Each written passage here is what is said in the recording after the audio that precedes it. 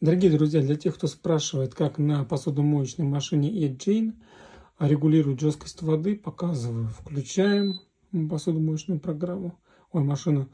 Нажимаем программу на 5 секунд, чуть больше.